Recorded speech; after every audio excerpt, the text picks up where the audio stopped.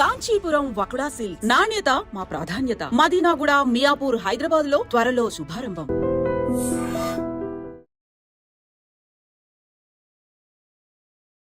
Hi, hello, నమస్తే, welcome back to I dream media. ఈరోజు మనతో ఉన్నారు హైకోర్టు అడ్వకేట్ అలాగే ఇమిగ్రేషన్ లాయర్ అయిన పృథ్వీ గారు. ముఖ్యంగా అమెరికా ఇమిగ్రేషన్ స్క్రీనింగ్ మరింత కట్టుదిట్టం చేసిందని తెలుస్తూ ఉంది. లేటెస్ట్ అమెరికన్ అప్డేట్ ఇది. ట్రంప్ ఇక సోషల్ మీడియా పోస్టుల మీద కూడా ఆంక్షలు విధించారు అనే విషయాలు అయితే మనకి తెలుస్తూ ఉన్నాయి. వీటిపై అప్డేట్స్ అనేవి మనం పృథ్వీ గారి నుంచి తీసుకుందాం.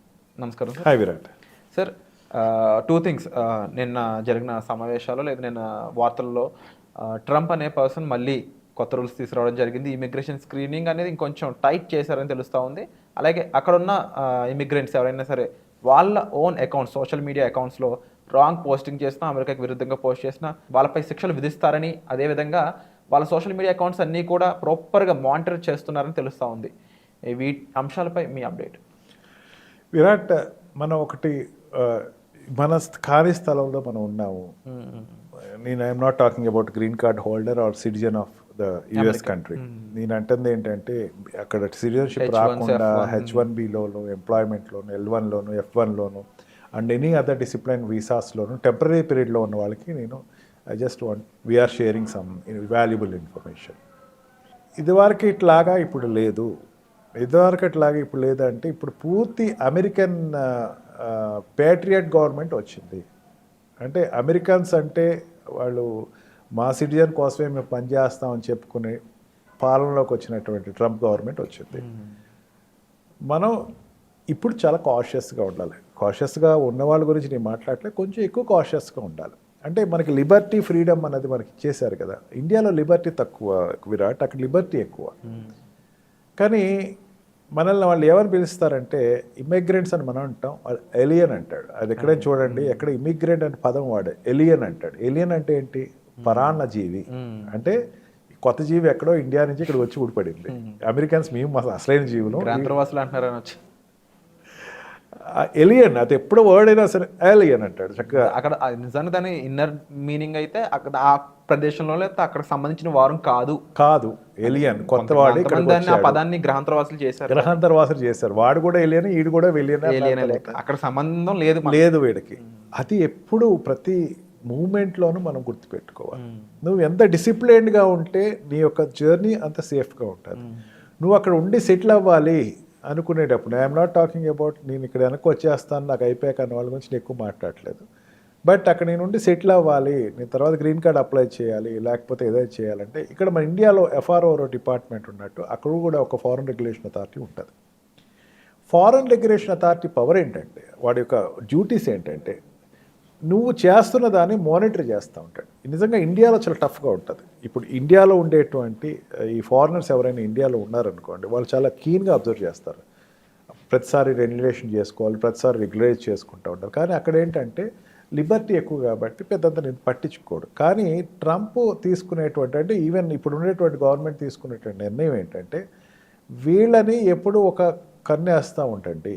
అదే తన విధానాలు అక్కడ స్ట్రిక్ట్ అని చేస్తున్నప్పుడు వీళ్ళు ఏమైనా రెబల్ అవుతున్నారేమో, వీళ్ళు ఏమైనా దానికి కొంచెం రెవల్యూషన్గా తయారవుతున్నారేమో అని చెప్పి ప్రతి వాళ్ళ సోషల్ మీడియా చూసేటువంటి పరిస్థితి వచ్చింది అక్కడ.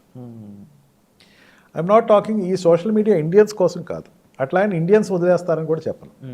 ఇదంతా కూడా మొన్న ఈ కంట్రీ బ్యాన్స్ పెట్టినప్పుడు, ఆఫ్ఘనిస్తాన్ కానీ పాకిస్తాన్ కానీ బ్యాన్ చేసినప్పుడు, అండ్ ఆల్సో తను రష్యా మీద తన పాలసీస్ ఎక్స్ప్రెస్ చేసినప్పుడు, ఇప్పుడు ఎట్లా ఉంటుందంటే మెయిన్ నేను అనుకుంటూ ఏంటంటే అక్కడ రష్యాకి అమెరికాకి ఒకప్పుడు వరకు అసలు చాలా పడనటువంటి పరిస్థితి.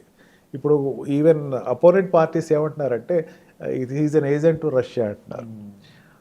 ఈ సోషల్ మీడియా మీద ఈ దుష్ప్రచారం జరగకుండా అండ్ ఆల్సో తనకు కొన్ని కఠిన నిర్ణయాలు తీసుకున్నాడు. కొన్ని క్రాస్ జెండర్ కానీ థర్డ్ జెండర్ కానీ బ్యాన్ చేయడం జరిగింది ఎంప్లాయ్మెంట్లో.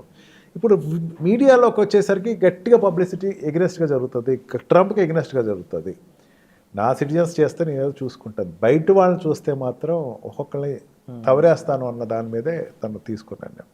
అందుకని వాడెవడో మీ ఫ్రెండ్ ఎవడో లోకల్ సిటిజన్ ఎవడో మాట్లాడాడు, ఈవెన్ అట్లీస్ట్ నీ ఇండియన్నే అక్కడ గ్రీన్ కార్డ్ హోల్డరో లేకపోతే అక్కడ ఉండేటువంటి సిటిజన్ ఏదో మాట్లాడాడు అని చెప్పి నువ్వు మాత్రం సోషల్ మీడియాస్లో పొరపాటును కూడా డెలిబరేట్ అవ్వకండి. బీ కాషియస్, చాలా కాషియస్గా ఉండండి. మీరు ఉండేటువంటి డిసిప్లిన్లో మీరు ఉండండి.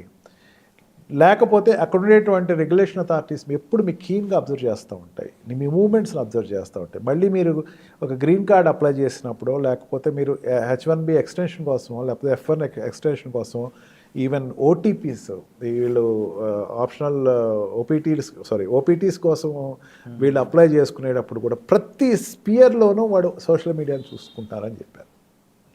మళ్ళీ నువ్వు తిరిగి వచ్చిన తర్వాత వెనక్కి వెళ్ళేటప్పుడు కూడా నీకు ఎక్కడో ఎయిర్పోర్ట్లో ఆపేయటం, నీకు చేంజ్ ఆర్ ఫ్లైట్స్ ఉంటే కనుక దాంట్లో ఆపేయటం, అక్కడ ఏదో చదువుతూ ఉంటుంది. రిటర్న్ వెళ్ళేటప్పుడు క్రాస్ చెక్ చేసుకుంటాం. అంటే నువ్వు ఎంత నీకు ఉండేటువంటి 6 years, నీకు ఉండేటువంటి స్టూడెంట్ వీసాలో 2+3 STEM అయితే 5 years, and L1 and L2 వీసాలో 5 years ఉన్న పీరియడ్ అంతా కూడా ఎంత మీరు జాగ్రత్తగా ఉంటే, యుఎస్లో కంటిన్యూ అవ్వాలి, గ్రీన్ కార్డ్ తెచ్చుకోవాలా, తర్వాత సిటిజన్షిప్ తెచ్చుకోవాలి, లేకపోతే మీరు అక్కడ రెసిడెన్సీ పర్మిషన్ తెచ్చుకోవాలంటే మీకు అంత వెసులుబాటు ఏర్పాటు చేస్తుంది. Don't go for unnecessary comments upon ruling party or any other parties. పొలిటికల్గా మీరు వెళ్ళకండి. మనకి అలవాటు ఎక్కువ విరాట్.